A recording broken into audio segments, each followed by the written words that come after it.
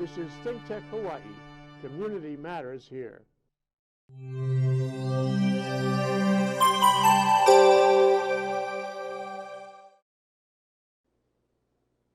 Aloha. It's Tuesday, it's noon.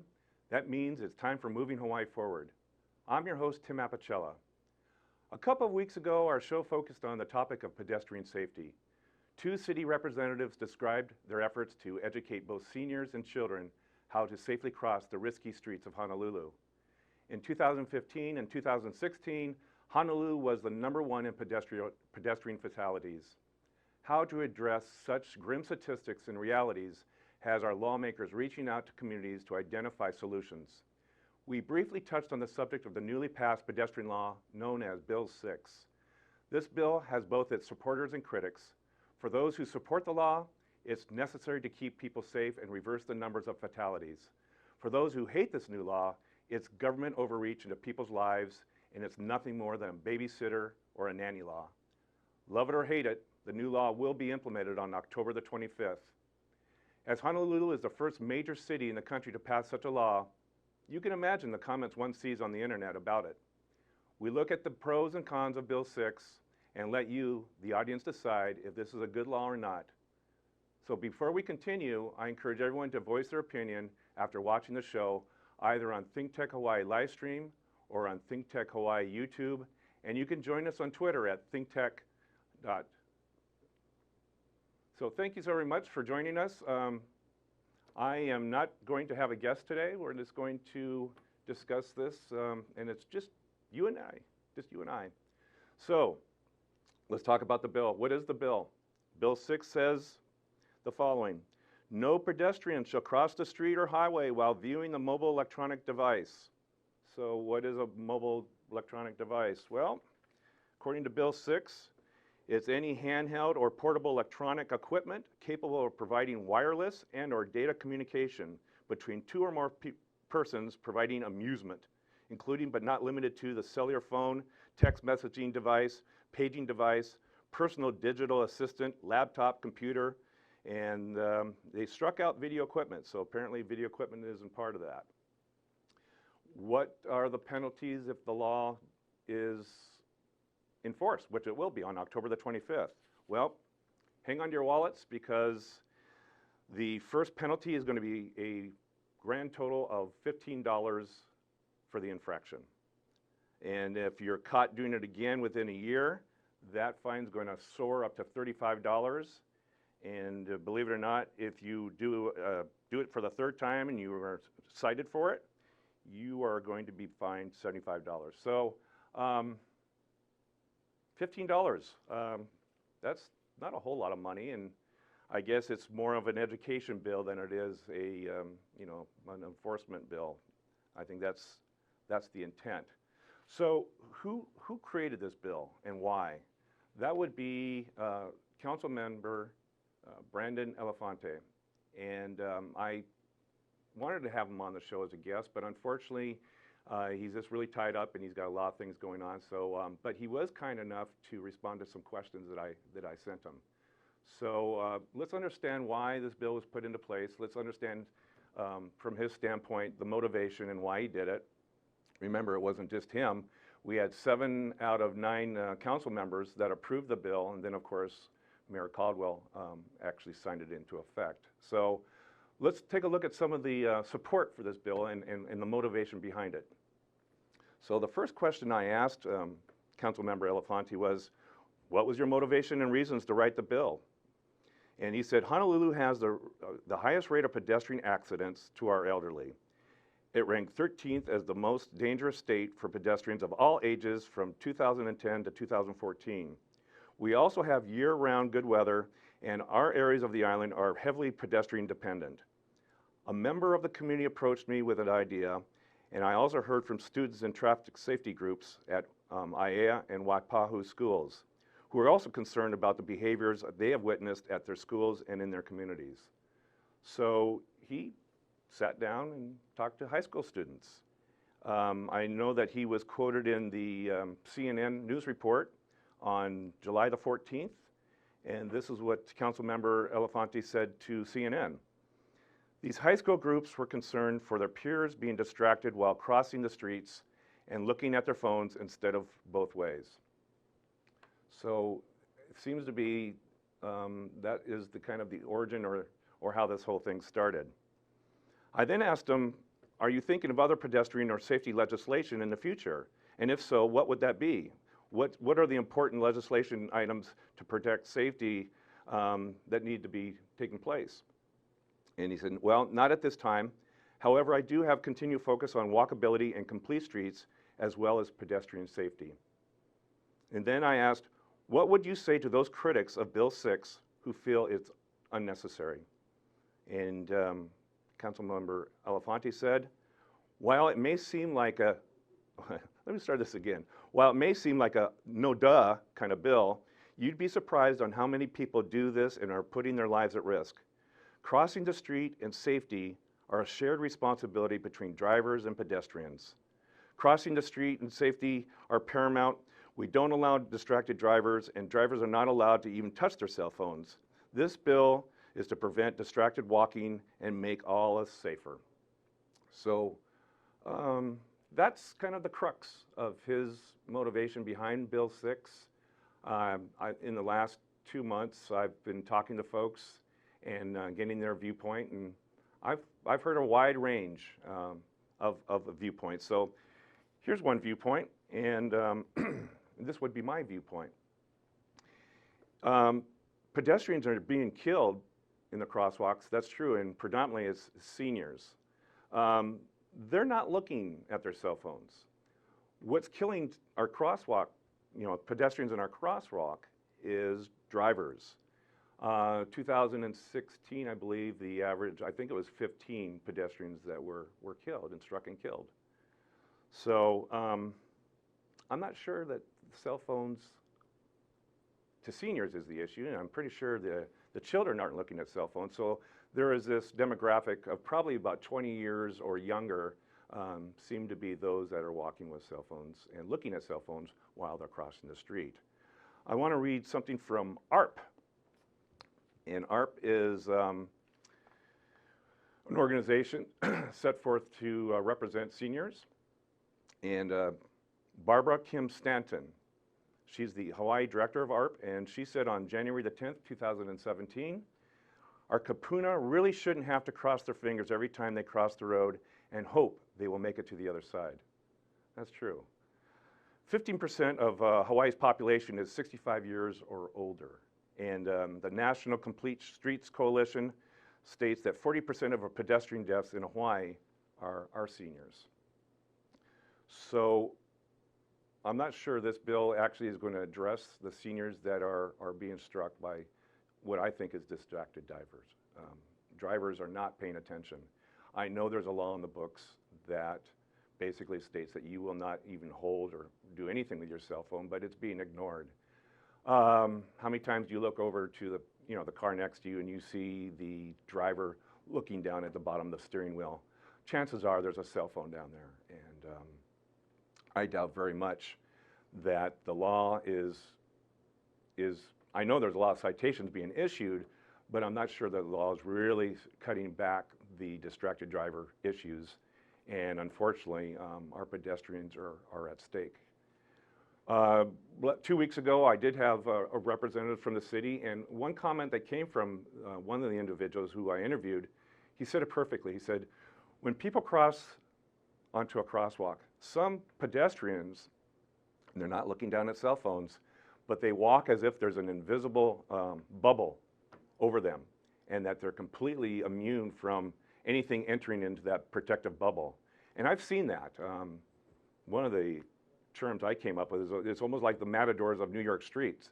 I just see people with complete confidence and very little awareness as they step off the curb and into the crosswalk and proceed to get to the other side. And it's just totally not aware of cars that may not be paying attention to them, and they just walk across, oblivious to everything to the left or to the right of them. So it's interesting. There's a group called Walkwise, and Lance Ray said, for most seniors, it's a challenge. A 65-year-old, a 70-year-old, an 80-year-old cannot look left or right. The first thing you want to do is look down because you're afraid to fall down. And I think if you watch seniors and you watch them cross, I think that is absolutely true. They're concerned more about tripping and falling than their attention on looking to the left of their shoulder or looking to the right to see what cars are or are not doing. So I think that's the issue right there. And so I'm not sure Bill 6 is going to really protect seniors, quite frankly, and certainly I know our children are not looking at cell phones. So, but it is something that is now law, and I think what we're going to do is we're going to see how it goes as of October 25th. I spoke this morning with Cora Speck, and Cora is the Trauma Injury Prevention and Outreach at Queens Medical Center. And she unfortunately couldn't make it on the show to be a guest either, but she did say she had very strong feelings about Bill 6. And I asked her on a scale of 1 to 10, how would she rate it? And she said, I'd rate it a 1. But she said it's still necessary. And she said, our culture needs to change from emphasizing on pedestrians needs to change, but it really should be on the driver. And again, it's the driver who's causing the injuries. It's not the pedestrian. So I don't know what the magic wand is or the correct answer is to enforce driver distraction laws that we have on the books already. It's not a matter of, maybe it is a matter of making them tougher. Perhaps the penalty dollar amount needs to be increased substantially to really emphasize to drivers that you know, being a distracted driver is just not going to be acceptable. And so she also said that we are in this all together, and we all need to be observant as a pedestrian. And I couldn't agree with her more. She raises a really good point, though. And one of the reasons why, if there's any reason to support Bill 6, it's the following. A lot of times you have patients who are classified as self-care or no payment, which means they don't have financial means to pay for an expensive medical bill. And as such, when someone gets struck in a crosswalk by a distracted driver or even a driver that hasn't put on the seatbelt, there's a cost associated with that action. And the cost is borne by the society. For every patient that goes to Queens Emergency Center, they're going to receive state-of-the-art care. And as such, if they don't have the means to pay for it, you and I are going to pay for it. So a lot of bills that you see being passed throughout the years, be it seatbelt laws or bike safety helmet laws, laws that people think those are babysitting or nanny laws, and they shouldn't take place in a society where adults have the right to make their own decisions. Well, the counter argument to that is maybe not. And that's because the cost of taking care of someone with a head injury, not only during the period of them being in the emergency, in the ICU, and ultimately they're discharged from the hospital, but the cost of care throughout their natural life, from the time of that accident to the day they're no longer with us, that cost is astronomical, particularly if you're a quadriplegic, or again, you have a traumatic brain injury that will require unbelievable amount of resources to take care of that individual. And again, if they don't have an insurance plan, it's you and I as the taxpayer that will bear that responsibility for that patient's care for the rest of their life. Each year, the Queens Medical Center goes to the Hawaii State Legislature and said, here's the deficit of funds that we have incurred to take care of those who do not have insurance and do not have the means to pay for their for the trauma bill. So in my way of thinking of it, you know, Bill 6 could be construed as a babysitting nanny law, but in reality, Bill 6 is warranted by the amount of money taxpayers pay for those who do not take responsibility and care for themselves. We're going to go to a commercial break, and we'll be back just in a couple minutes. This is Think Tech Hawaii, raising public awareness. Living in this crazy world, so caught up in the confusion, nothing is making sense. for me and you. Maybe we can find a way. There's got to be solution. How to make a brighter day. What do? We've got to give a little love, have a little hope, make this world a little better. Try a little more, harder than before.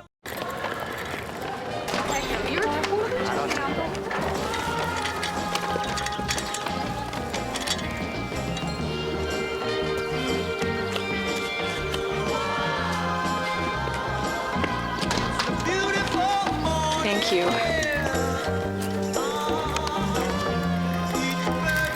Kindness. Pass it on. A message from the Foundation for a Better Life.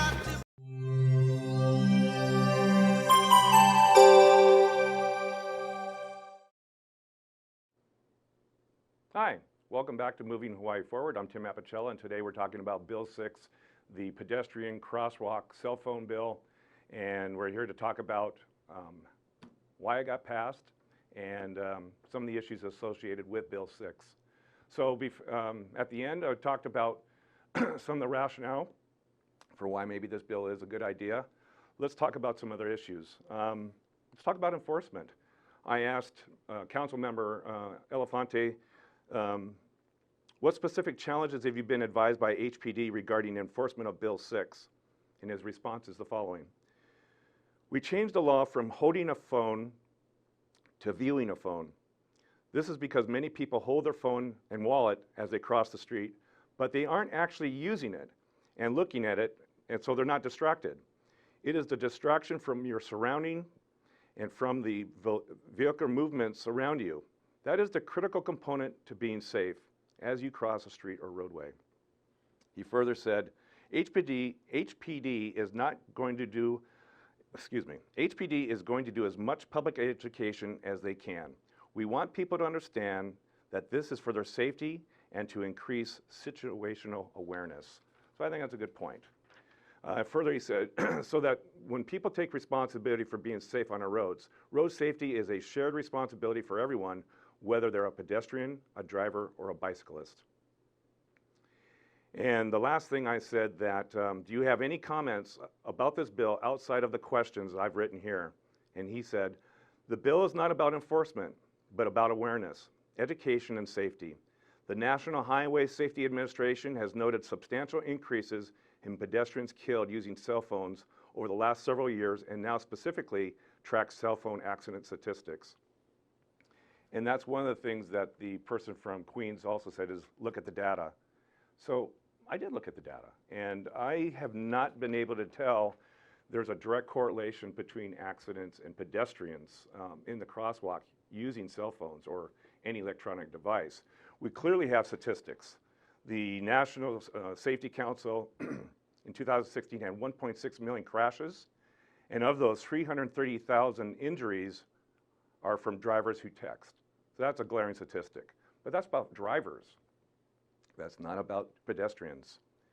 The council also cited that the age group of distracted drivers is the age group of 20 years or younger. Well, certainly 20 years to 16. 3 types of distracted drivers, according to the council, are the visually distracted. These are the people that take their eyes off the road. Either they're looking at their cell phone or they're looking at, somewhere else, or they're looking at their passenger while they're driving. Then we have manual distraction. That's your hands off the wheel driver. He either takes one hand off or both hands off, either putting on makeup or grabbing a coffee or perhaps grabbing something to eat or just grabbing the phone and taking a quick look. And then there's the cognitive distracted driver. And that driver tends to be someone who's very, very emotionally distressed, stressed out, and their head's just not in the game when they get in that car and they get on the road.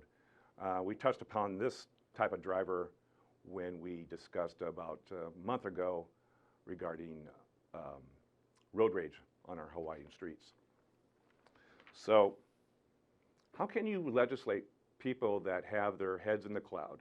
How can you legislate for people that just aren't based in reality and the reality of being safe and crossing a busy, busy street And how do you properly legislate that? And got a screenshot here for you.